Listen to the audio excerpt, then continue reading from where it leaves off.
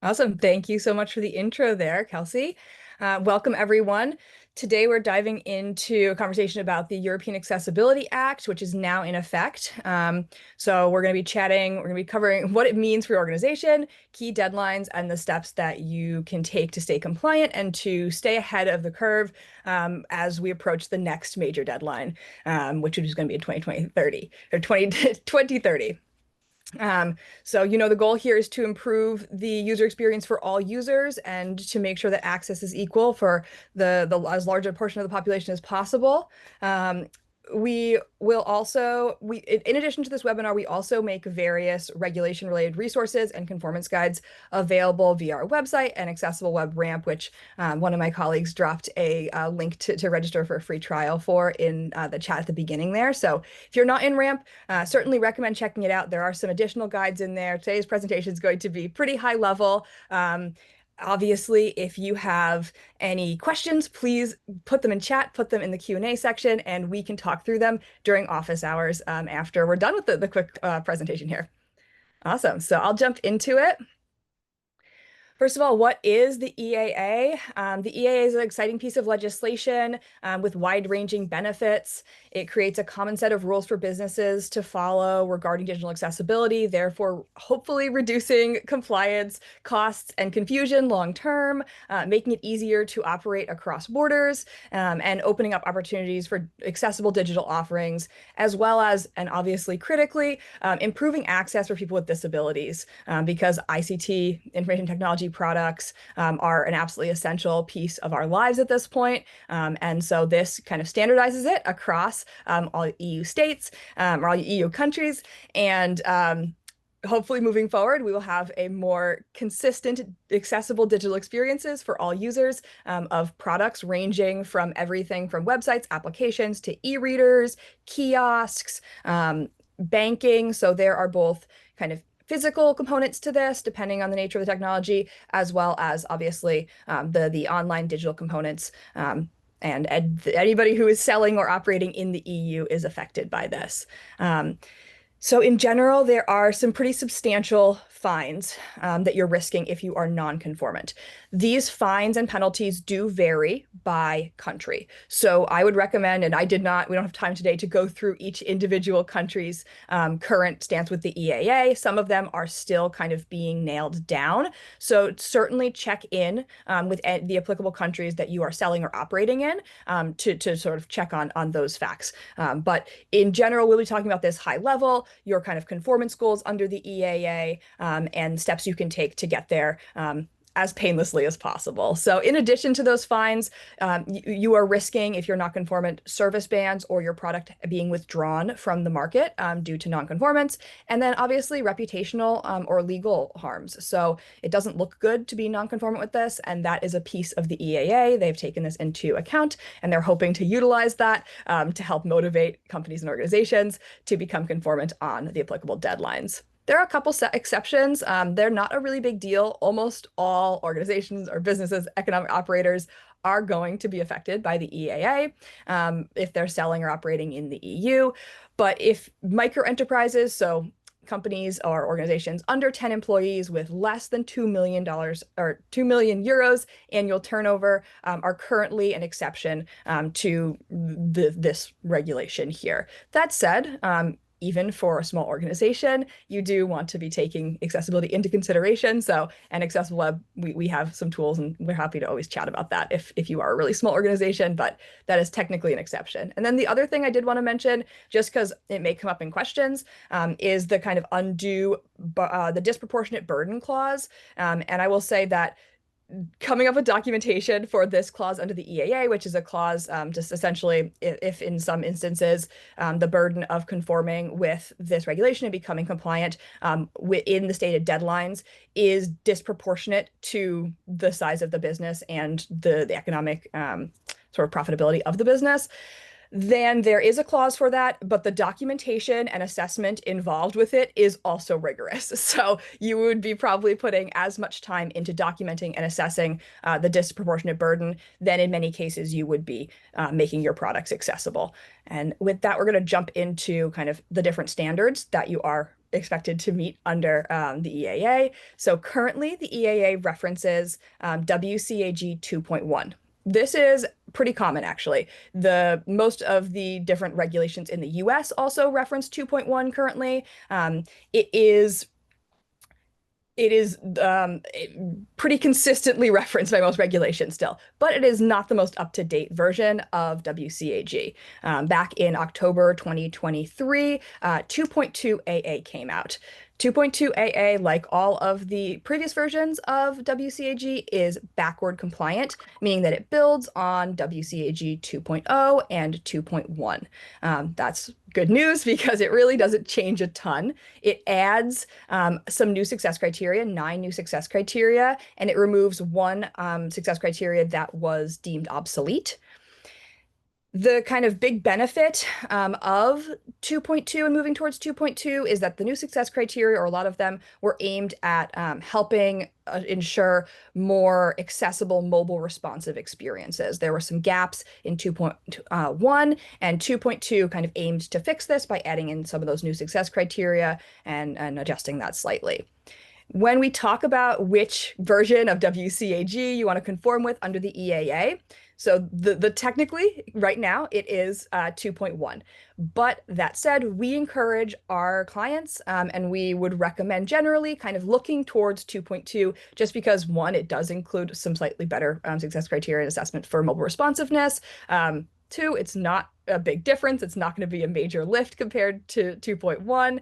And three, the EAA is planning and has stated that they will be moving towards 2.2 in future updates. We don't have a firm timeline for that right now, but in general, I would recommend looking towards 2.2 if you have the option, because it's going to keep you ahead of the game and keep you prepared for those future updates so you don't feel like you're scrambling and having to redo an entire audit if you only audited for 2.1, and then 2.2 becomes the necessary standard in a short order here. And then let's chat about the 2 key deadlines. This is a big piece of kind of understanding your approach to conforming with the EAA. So the EAA is in effect now. It went into effect on June 28th, 2025. And that means that all new products or majorly updated products or services in being sold in the EU have to be compliant with this. So if you are working on a new product, you're releasing a major update to a product, you're significantly re-platforming, that product or application or service needs to be compliant with WCAG 2.1 AA. The deadline for existing and legacy products, application services, is actually June 28th, 2030. So you have some time to start thinking about your approach and how you're going to tackle this for those existing products. That said, if there are any updates, if you plan to re-platform, if you're rolling out new features, that stuff needs to be compliant with the EAA. And so we'll chat about kind of some ways to tackle this, but those are some very important key caveats. Additionally, these transitional rules can vary by member state. So as I said for fines, it is important to check in with your specific member states exact regulations around these transitional rules, and if there are any other additional deadlines or considerations to take into consideration. Let's see. Hopping into sort of how we'd recommend beginning to think about this and tackle this here. So I would say the first step is to inventory all in-scope products or services. Anything that is going to be affected by the EAA, any product or service or application that you're selling into the EU, you want to inventory them all and have a clear understanding of, when were they created, what updates are planned for them. Do we have a picture of the current accessibility standing? Have there been any assessments done in the past? Do you have VPAT reports for them already? Are they lacking VPAT reports? So getting that inventory in place is going to be the first step. That will allow you to begin sorting by legacy and new releases, so that new releases and significant updates can be immediately prioritized. It is important at this point, now that the EAA is in effect, to have the resources in place to assess, remediate, and make sure that all of those new releases and major updates are fully conformant with this piece of legislation, with WCAG. And then once you've tackled that piece of things, you have a clear understanding of, anything that's coming out in the immediate horizon. Are you releasing anything this year, next year? What resources do you need to have in place for that? Then you can start thinking about and planning for manual audits longer term for those legacy and existing products.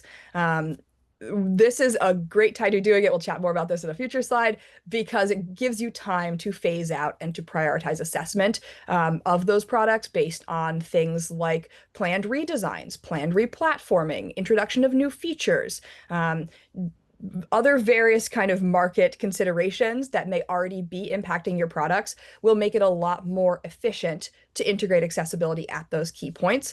And this is something that we work with our customers and clients on all the time. We're available as a resource to kind of help talk through that. And then once you've kind of laid out the land here, you also obviously want to think about the impact on your users, because this isn't just a conformance issue here. This is an issue, and accessibility is something that is impacting real world users. That's why it's so important. And so you want to make sure that you are offering the best user experiences at all points, even if a product is a legacy product that doesn't need to be conformant until 2030. We would recommend involving people with disabilities early and often at every stage of this, as you are planning it, as you are planning even things like reasonable accommodations and customer service kind of steps in the meantime, which are also important considerations to have in place here. And when I mentioned kind of the regulation guides and other compliance information that we make available on the website and in RAMP, that's one of the things that we make sure to walk you through is those kind of customer service and reasonable accommodation considerations, because especially if you have products that you have not assessed or are not fully conformant at this time, and maybe you're planning on an audit, you're planning on a redesign, but it's not happening today, it's important to understand that if it's being used by users, it still needs to be usable today. And so if there are, technical challenges that are not surpassable in this moment that you plan to fix, then there are kind of other ways to think about helping your customers access that information, access those goods or services, whether that is via kind of a person who is available immediately, which is typically our recommendation to give the human kind of experience of offering customer service there, or by other means, but like prioritizing fixes on critical, high trafficked customer facing pieces of an application. You do want to take that in consideration, because ultimately there's like the compliance piece, then there's also the human piece of this, and they're both equally important, if not more important on the human side. And then jumping into kind of the next phase of beginning to fix things and continuing the conversation of how you might tackle remediation assessment and documentation for those legacy products. Implementing fixes, redesigns, and platform updates with the support of accessibility experts is obviously going to be critical to this.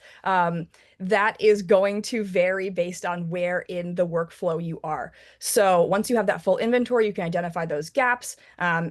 You do need the full manual audits, obviously, to do so. If you're not familiar with kind of the difference in automated tools versus manual assessment, you do need manual assessment, manual audits to verify full WCAG conformance. We understand that manual audits can take time, and so it's critical to start planning early and to be able to phase out that assessment as much as possible, especially if you might anticipate kind of budgetary or resource challenges internally. And it's also necessary to document that along the way. So one of the reports that you'll hear come up probably more and more often is an accessibility conformance or VPAT report.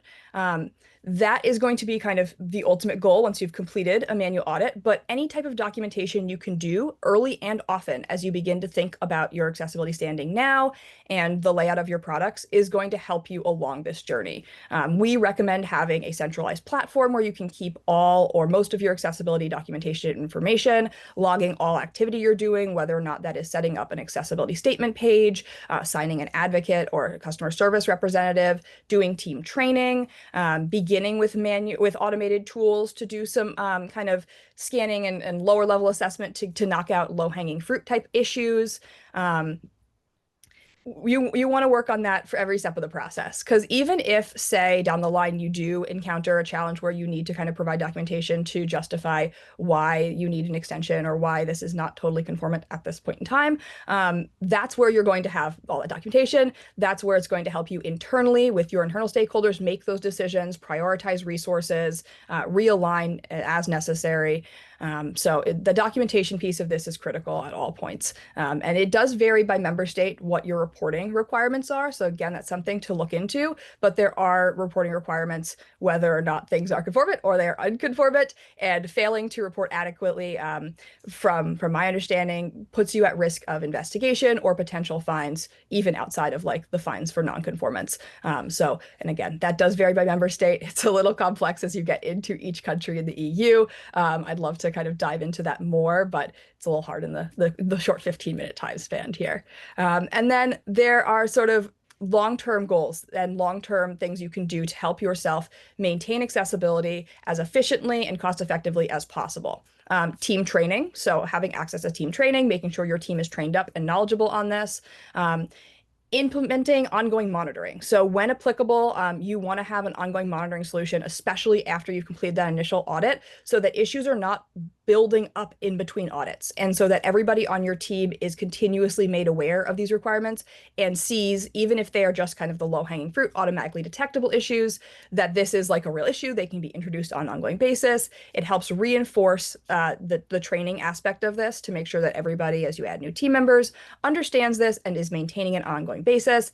And it really helps cut down the rework down the line, because as you get into actually fixing, redesigning, actually improving accessibility, remediating the issues uncovered, that's where the bulk of your resources and budget are going to be sunk into. And so that's why, planning ahead and thinking about this proactively really does help you cut costs, because if you can integrate accessibility in the design stage, instead of doing so once everything has been launched, it's all in code and you have to rework it, you're going to save substantial money and a substantial internal resource time, because you'll be doing a lot less rework and a lot less going back and fixing and fumbling around. So kind of jumping into the general call to action for everybody here over the next 3 to 6 months, this is an ideal time to start your product and service inventory, to get that nailed down so you understand the layout of where your products are, which products have immediate requirements now that this law is in effect. Like, hey, we actually released this in July this year, so it should be fully WCAG conformant. That would be a product that you want to immediately bring on either a third party or a reputable or a knowledgeable internal accessibility specialist who can do a thorough and complete WCAG manual audit, and verify accessibility that way, put together an accessibility conformance report to report on that. Or inventory those legacy products and start creating a roadmap and plan for assessment down the line for each of those.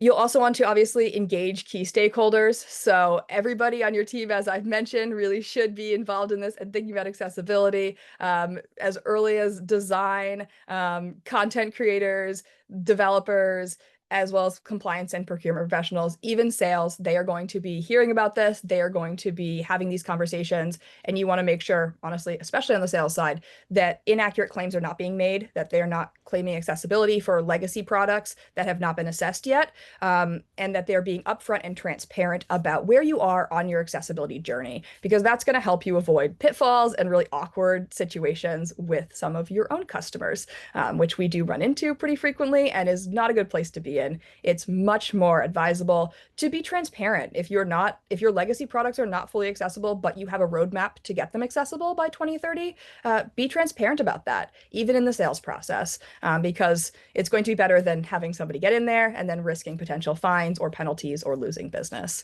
And then obviously you want to get appropriate tooling, training, and expertise in place.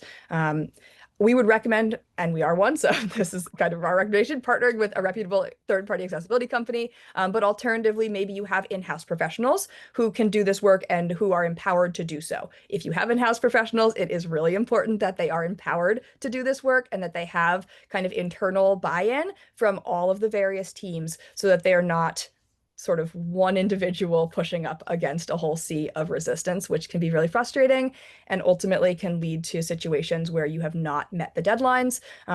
And so you want to make sure you stay on that ongoing plan. So jumping into building the ongoing compliance plan, one thing we have been working on with a lot of our customers who are on, we have some programs that include ongoing kind of support and partnership. And one thing we work on pretty continuously is that ongoing compliance plan, because we have really seen the cost savings and stress saving impact of planning ahead for this and having a clear roadmap for the work and assessment that needs to be done. So it's not a last minute issue, so that budget can be allocated significantly ahead of time and you're not trying to squeeze in work on another department's budget, for example. And don't look at this as a one-off project. It really is not. The goal is to do this on an ongoing basis and to make it more cost effective and more resource effective year after year. And so with the correct tooling and training and support in place, that is very feasible. And we're happy to chat more about this. I'll jump into the next slide, which is just our slightly salesy slide here. So I won't go super in depth, but on the issue of preparing for the EAA, we love to have those conversations, and we are happy to start having that conversation about road mapping right off the bat with you. Even if you're not ready to jump right into a WCAG audit, it can be super helpful to get onboarded into RAMP, which is our central platform for kind of our suite of accessibility tools, and to start working with our team of specialists and our accessibility program managers who can help you begin road mapping, inventorying, generating buy-in, making sure that your team is set up with various tools. We have, for on the ongoing monitoring side of things, Accessible Web Ramp. We also have a Chrome extension that can be used for content creators, for example, so that they can scan every new page. Like they're creating a blog post, they can scan that before it goes live, so no issues are introduced. That's kind of a step in your accessibility internal process that could help you mitigate risk, reduce challenges to maintaining compliance, and make this more effective long term. We also have resources, or encourage you to find your own resources for the design stage. So we have a Figma annotation kit, for example, that gives you some accessibility considerations early on the design stage as you start to add components before anything goes to code. We also recommend doing design stage reviews, or bringing on a design stage consultant to consult on the accessibility or review brand guidelines, for example. And then finally, you can actually conduct design stage audits as well. And depending on what tools were involved in your design process and your confidence in the accessibility of those designs, this could be a wise step too, because as I did mention, getting to the code base when you have a live product and then having to rework it is almost always the most expensive way you could go about this. So yes, we will jump into the Q&A section here, but if you did want to have a conversation with us more personally about your products, your own situation in terms of EAA compliance, we would love to do so. And this is what we do a lot of the day. So, all right.